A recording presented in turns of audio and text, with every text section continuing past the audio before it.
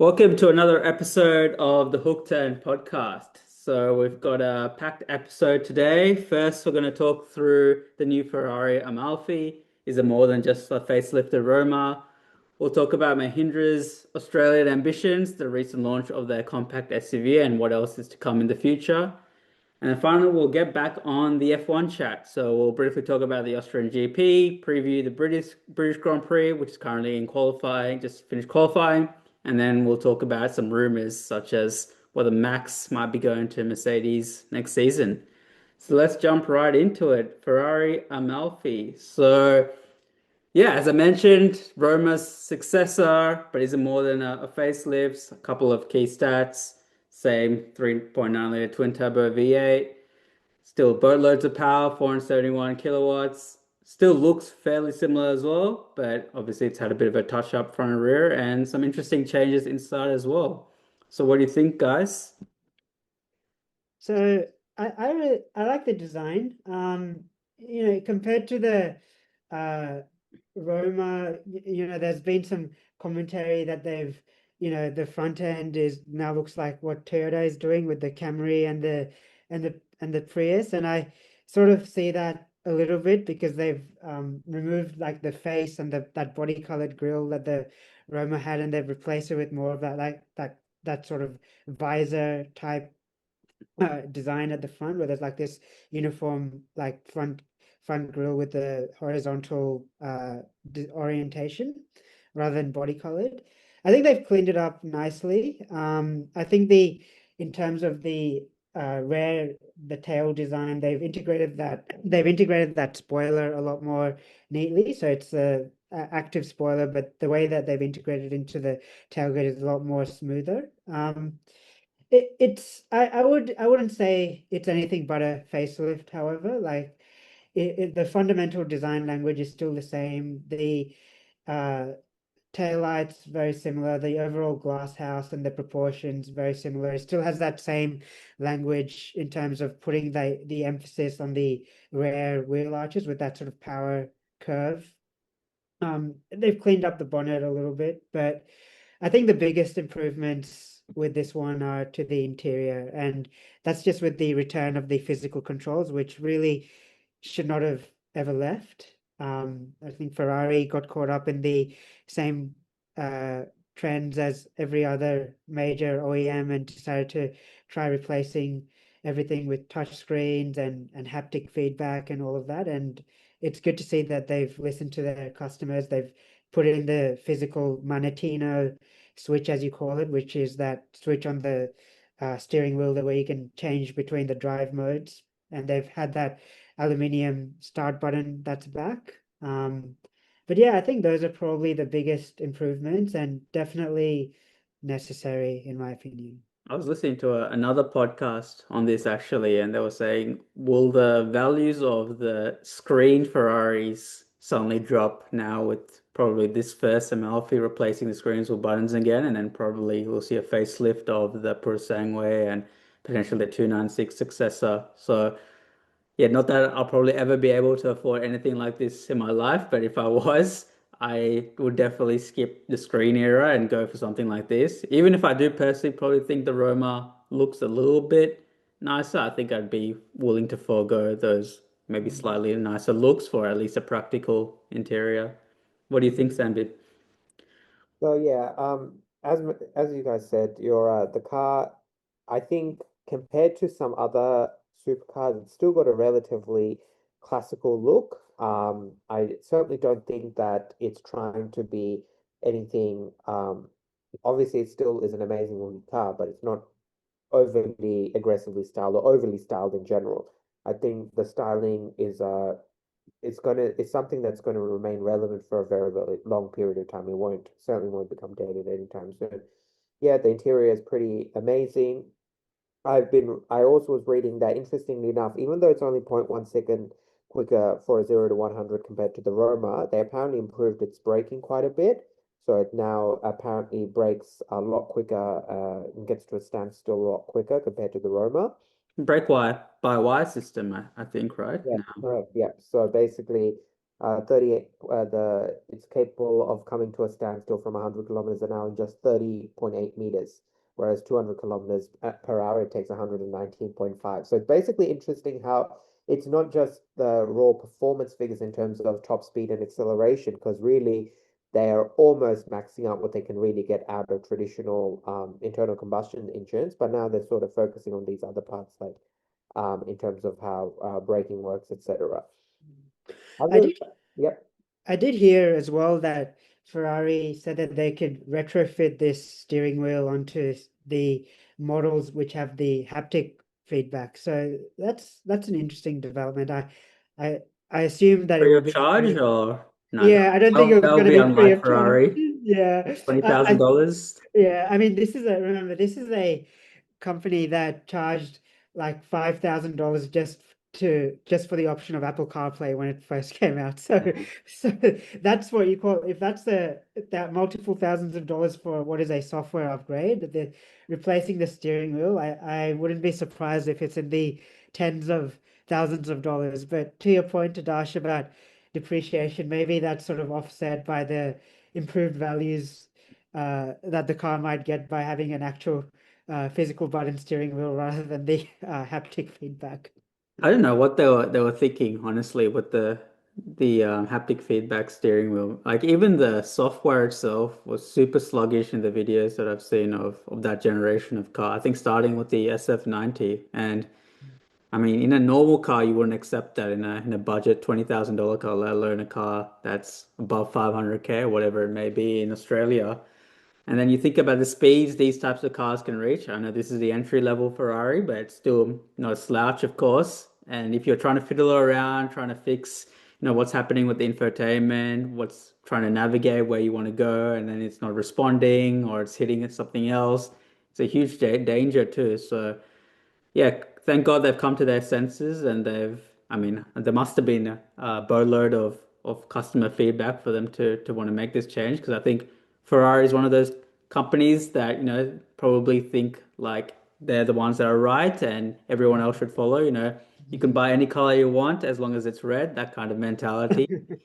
So yeah, it's a good thing that they've at least gone back. I think, VW is another one that have gone back to real buttons. So hopefully it's a trend that continues. But yeah, I think in Ferrari's case, it was just executed so poorly that the rest of the cars were as magnificent as they have been for, more than a decade. But this small part probably was turning away a lot of potential buyers or even those buyers that did actually manage to take delivery of the cars, realized, it wasn't for them and were offloading them because it was just too frustrating to use.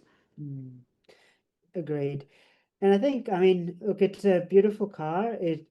For me personally, I would still get the Aston Martin DB12 over the Roma just because I think it looks better, and I also from a technology perspective, as much as it matters, I like the fact that Aston Martin now has CarPlay Ultra.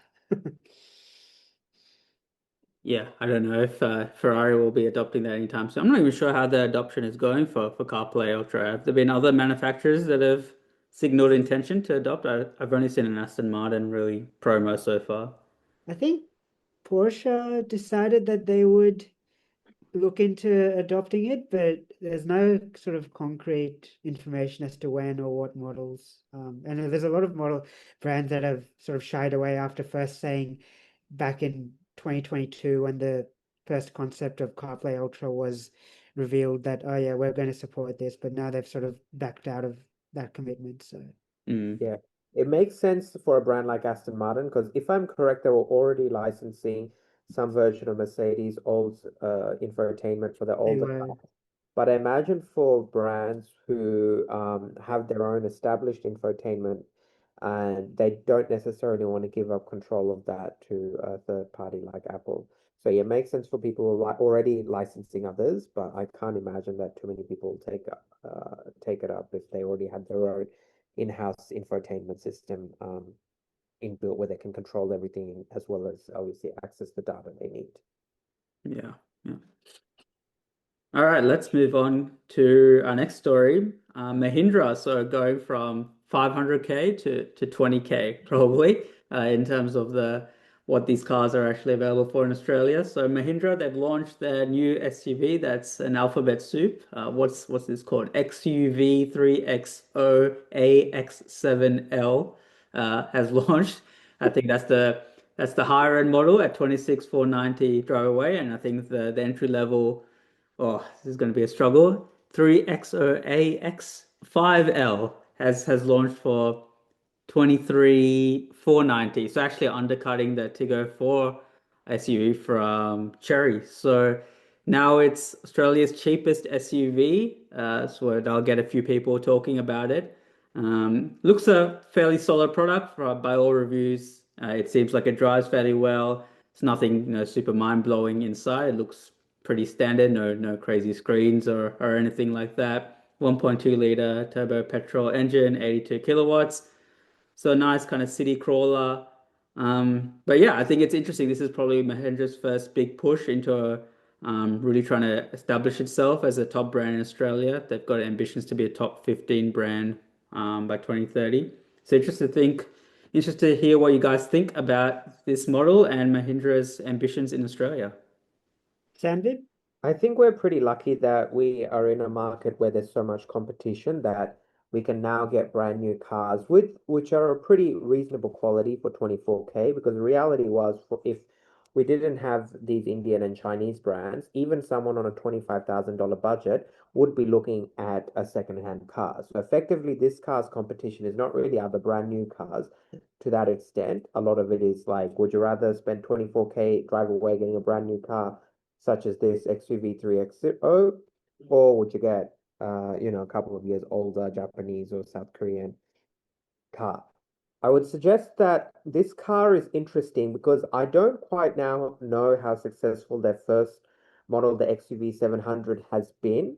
I haven't certainly seen many on the road or certainly seen many ads for it, even though it's, if I'm correct, it's a seven-seater, and for about 40K, basically for the base model, you're getting a full seven-seater with quite a bit of, at least on paper, good options, certainly.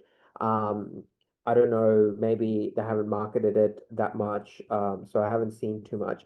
This one's very different, obviously, in the sense that it is, of course, the price will hopefully mean that it'll automatically attract a lot of younger buyers. And if they market it well, it could be quite successful. We've seen how well the Cherry has done with its Tiggo 4. And I don't know if this is better or worse than that car. Certainly this is something where you'd have to want to drive both to actually figure out which one is being. I still might go for the Cherry because having a read of some of the reviews, even though interior looks reasonably fresh, the underpinnings are supposedly about a decade old. It's based on a car from quite a few years ago. Plus, Cherry, even though it's a new brand in itself, still has a bit more established here in Australia, but it's certainly pretty impressive. The only reason that Mahindra has put this price in is because it knows it wants to undercut the Chinese brands. The other big thing that they're talking about with this car is, of course, the fact it doesn't come with the ANCAP safety rating. It does come with plenty of safety features, including standard 360 camera, which I think is pretty amazing. But right now, it doesn't come with the ANCAP safety rating. But again, referring to my previous point, the people shopping for in this kind of budget one are not looking necessarily at brand new cars. They're looking at second-hand cars, which might not have a single ANCAP rating. So I don't necessarily know if the lack of ANCAP rating is going to hurt this car. Didn't the XUV 700 get an ANCAP rating of 0? Was that Is it the XUV 500 or the 700? was that the 500? Or is that the same It's model yet to where be they've changed assessed the name? It's yet to be assessed the 700 at least. Oh, Okay. okay. One of them got 0, which so I Yeah. mean you can only go one way up from there, I suppose. Yeah, I was watching a video on this. I think the actual kind of occupant safety was fine. It was more the pedestrian safety. I think Yeah, if someone yeah. ran into you in a Mahindra, there was no chance. So hopefully they've improved that with this car. But yeah, I think that's a bad table stakes thing. If you want to kind of make it in Australia, you need a solid ANCAP rating, regardless of how cheap you are. People are just gonna they have so much influence here that if one look at that, it's gonna turn off a lot of buyers unless you're a real kind of Mahindra fan, which I don't think there are too many people in Australia at this point in time. Yeah.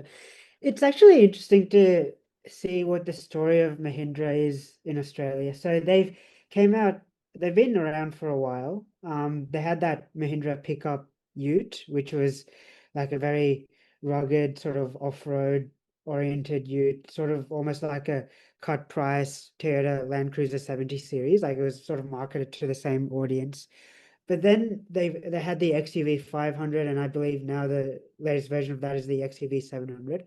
Neither of those like models have really found much success. Like despite Mahindra being in Australia for a while, in terms of their actual marketing, I haven't seen much. Their distribution network, like I don't think Apparently they have 70 dealers in Australia, I read though. So I've never seen. they've got distribution, but yeah, I've never Yeah, seen probably much marketing or promotion of it. I've never even seen like a Mahindra dealer in like Metro Melbourne or Sydney. Like if they have 70 dealers, I'm keen to, yeah, I wonder where they are, or because I've never like, you know, in Sydney, like you have so many dealers in Parramatta. I don't know if there's a Mahindra dealer there but regardless, they've definitely haven't moved as fast as the Chinese competition. Like Cherry was there for a while and then they left the Australian market, but now they've come back in quite a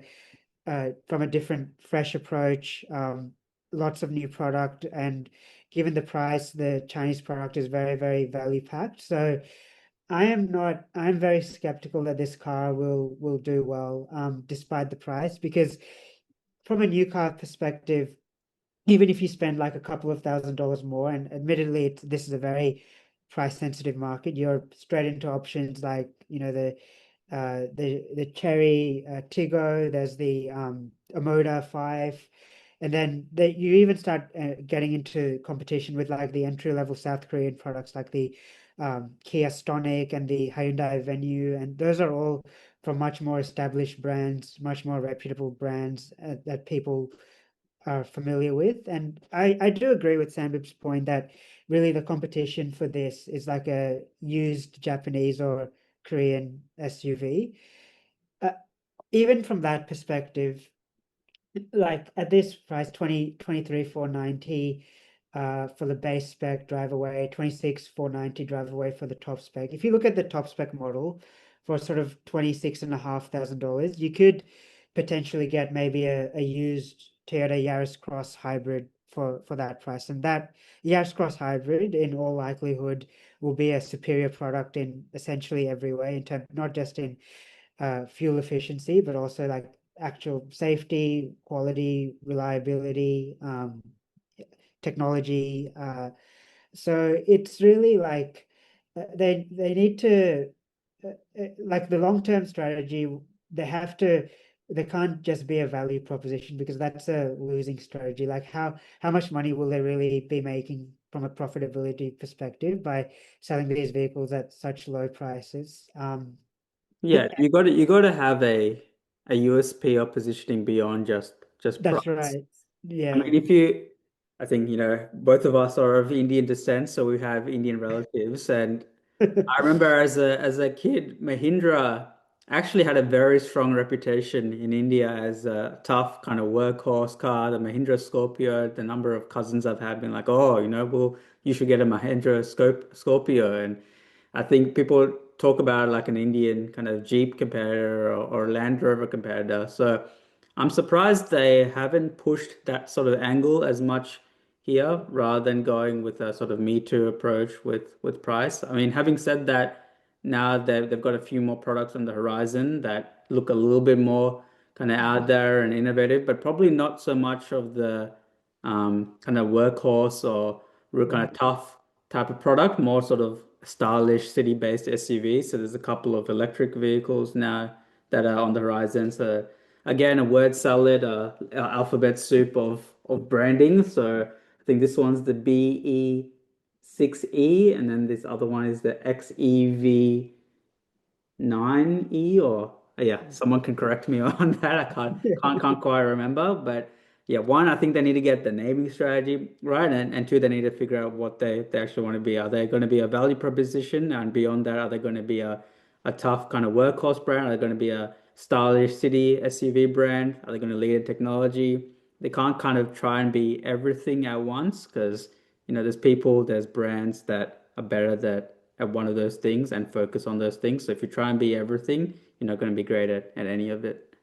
Yeah, I agree, and it's interesting because they did try to import the Mahindra Thar, which I believe was their sort of Jeep lookalike, and then I believe Jeep was able to stop them from selling that because it was too similar. So, but yes, I agree that they should play into their sort of rough and tumble sort of market positioning. Like if you want to be a cut price Jeep, then play into that. Obviously, you can't do a direct carbon copy, but you can play into the crowd that also has traditionally looked at brands like Subaru or so on, and you can try and capture a little bit of that market. But if you're just going to be another Me Too SUV company, then it's just not going to work. And I agree with the naming strategy as well. Like you have one model called the XUV 700, then you have a 3XO, and then all the other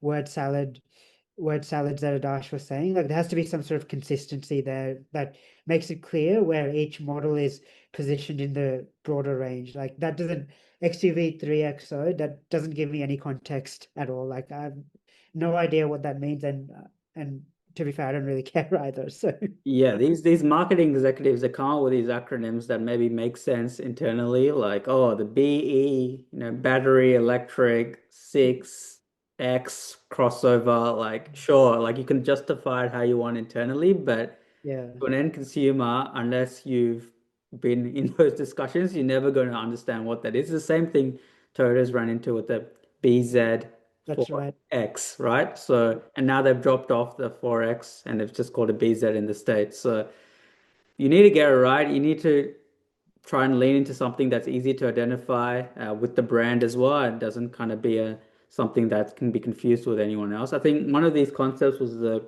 Thar E. Thar is, it's kind of sounds Indian. It's pretty easy to pronounce as well. That's the sort of naming you would want. And again, that's a pretty kind of tough looking SUV type concept. So yeah, there's a couple of things I think they need to sort out if they wanted to really be serious in this market and be a top 15 competitor. But I think it's good to see them at least trying a few different things and coming down market and trying to go head to head with the hot competition. But yeah, I think there's some work to be done if they really want to meet those ambitions.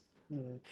It's interesting that I believe they don't actually report to VFAC, so I think that's telling as to how successful they've been so far. And the ANCAP safety rating, that's going to be important as well. But yes. Definitely. Okay, let's get back into our F1 chat. So we missed a couple of weeks. Obviously, we talked about the F1 movie last week, but there's been a couple of Grand Prix that have happened in the meantime. So we had the Austrian Grand Prix. It was another kind of McLaren dominated race where Lando took pole and basically led from the front. Piastri managed to finish second, hot on his heels. Um, I think the big story of the race was Max being basically punted out by the young rookie Kimi Antonelli. So I think it was one of the first races in a long time the Red Bull scored no points with unfortunately Sonoda struggling in the other car and not managing to finish on the lead lap either. And then yeah, currently we've got the British Grand Prix in qualifying where again Red Bull looked way off the pace, it looked like McLaren and Ferrari all the way, and then out of nowhere Verstappen's come in and he's clinched pole, being the remarkable driver that he is. So let's see how this one shapes up. But again, like it's just unbelievable how this guy can deliver in a car that's apparently awful to drive, and every other teammate is barely finishing in the points, as you've seen with Tsunoda, we saw with Lawson, we've seen with Perez, Albon, Gasly. It's just a graveyard of teammates that he's unfortunately ruined their careers of. So yeah, we'll see how this one goes, see if Verstappen can keep his lead, but I think probably McLaren's probably going to take this one as well. Sambib, what are your thoughts on what's been happening? So I watched the previous Grand Prix live and the Austrian Grand Prix, and apart from the crash at the beginning, there's not much I remember, I'll be honest. So Kimi Antonelli taking out Max Verstappen, that was a huge thing. Obviously shook up the race a bit. And then after that, there wasn't too much that was that exciting. I can't remember any major changes to the race order, basically. I am hoping for this British Grand Prix. It's like as time of recording, it's in a bit less than 3 hours time. And so basically, I'm looking forward to it. I was hoping that Hamilton would take pole. He obviously won the British Grand Prix last year, which was pretty amazing. We'll see if he can do it again. If Verstappen obviously has got pole, and if he stays on pole like he often does when he does get pole, he will be it will be a thing race. I do like Silverstone quite a lot as a track. I think it's a very, very good track to watch as well. Some tracks can sometimes not be very entertaining to watch as a viewer, even I'm sure if they're entertaining to drive on or interesting to drive on. Just by their nature, there isn't much overtaking with some tracks, and yeah, they often just turn into unless if there's an accident or something, there's very little overtaking. Whereas in this race, I hopefully there should be some action, and so that should be good. Other than that, no, there's not really much. Yeah, I'll just be watching when it's on. I'll be watching live.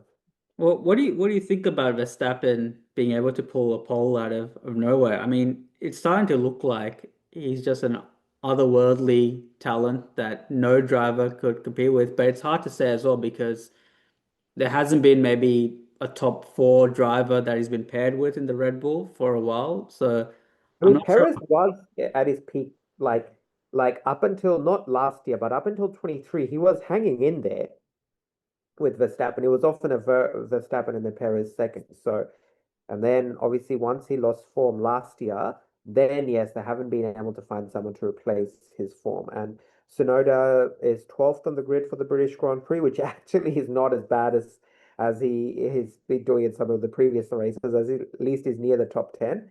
Um, but yeah, you're right. I think yeah, Perez for a while seemed to be okay, like in 2023, I mean. Then in 2024, when his form fell off, yeah, since then they haven't been able to find a second driver to really match Verstappen. Yeah, for sure. We'll find out next year if Red Bull's going to be able to keep hold of Verstappen. There's been some very strong rumors linking him to Mercedes. What do you think, Vivek? Would you like to see Verstappen in the Mercedes suit, or do you think Russell's still the man for the job for that team? Yeah, I think a bit of variety doesn't go astray. So I'd like to see him in the Mercedes suit. But I'm interested to know why. Is it because the rules are and the regulations are changing next season, and the thinking is that that's sort of like a reset from a performance perspective? Because I don't think Mercedes is doing very well this season, right? So I They're believe doing that. pretty good, Russell. They're doing okay. But what are they in the constructors? I think they're third, right? Because Oh, okay. All right. Ferrari's just taken them again with their recent form. But I think the main reason is going to be that there's new re engine regulations, and Yeah. Mercedes nailed the last change of engine regulations. So it Mm, seems like, by all the rumors, that they're going to nail this one too, and they're going to be the powertrain you want to have. So Mercedes, Alpine will have the Mercedes powertrain. McLaren, obviously. Is there anyone else that I'm missing? But I think those are the top three. So mm, Alpine, I mean, Alpine is Alpine. Even if they have the best powertrain, they could still probably not be a great team to race for. But definitely McLaren and Mercedes seem like the seats at the moment. But I think the big thing is that Max has just not been happy in that environment. I think since Adrian Newey's left, it's basically just the Christian Horner show. And I don't think he's quite happy with how that team's being run at the moment. I think he's voiced his concerns for the car, and all they seem to do is change their second teammate over and over. So I think he's just kind of had enough of that. So yeah, I think it might be a very kind of cool move for F1 to see him in the Mercedes, but I think you got to feel for Russell if he is the man to be replaced. Seems unlikely that they would go after the young rookie Antonelli after they've promoted him so early, and Toto's really wanted him to succeed in that car, branding him as almost the next Max Verstappen. I think it'd be a good kind of experience for him to be alongside Max. mm. But yeah, Yeah. not sure. It'll be interesting to see what happens to George Russell, definitely, if Max Verstappen gets that Mercedes You'll seat. find a team. You'll find a team. Yeah, I'm sure he's. I mean, I'm sure he has more than enough capability to find another seat. So it'll be interesting. I'm just interested to see how these regulations and new sort of rules shake up the playing field. That's going to be the biggest, just from a broader perspective, I think. And this is they're doing it to make things more competitive. And my my bet will always be on the underdog team. So let's see what happens. But yeah, I would love to see Aston Martin in yeah, same. the competition next year, really kind of shaking things up in the top three. That would be cool to see. I'm not sure how well they'll do with the Honda powertrain. Hopefully, Honda's competitive as well next year. Mm. But I think it will just solidify once again Adrian Newey's legacy as, the greatest designer in history. It doesn't matter what team he goes to, he seems to bring success with him. So the best story, I think, I'm interested to hear what you think, Sambib, I think would be if Alonso stays with Aston next year and Aston is competitive, because I would love to see Alonso again after probably what more than a decade in a real competitive car and a real shot at winning the championship. He's actually not doing too bad even in an uncompetitive car this year. He's still not like he's still got it, but if I'm correct, he got points in the Austrian Grand Prix actually. He was Yeah, last couple of races after a horrid uh, streak of DNFs and just not finishing the points. I think Uh, he's been in the points. Absolutely. He himself, I think, has been quoted as saying, as he's still got it in him. He still wants to race. And yeah, he's not someone that's going to just stay in Formula One just for the sake of staying in Formula One. When he feels like he can't give it his all or there's nothing left, then I'm sure he will retire. If he's in sport, it means he's still got more to give and offer, and he wants to be competitive and he wants to win, I'm sure. Yeah, I mean, I think if you give him the car, he's going to be up there. He's proven year after year that it doesn't matter how bad the car is, he managed to drag it to the points. So if you can give him a car that's potentially at the pointy end of the field, he will get it there. I think it will just be the other driver again. That's the problem. Lance Stroll. I mean, he's got a lifetime, it seems like, seat in that team because of his father owning the team, but. I think if Aston wants to be serious and if they want to keep Newey as well, I think they need to have two good drivers there. So, and Alonso, and let's say if it's a George Russell, if Max goes to Mercedes, I think that would be a killer pairing. But yeah, I don't want to see a world championship contending car being wasted on a driver that isn't capable of taking it to the top. Mm. Cool. So I think that about wraps it up for another episode of The Hook Turn. We'll be back next week with a few new stories. Catch you then.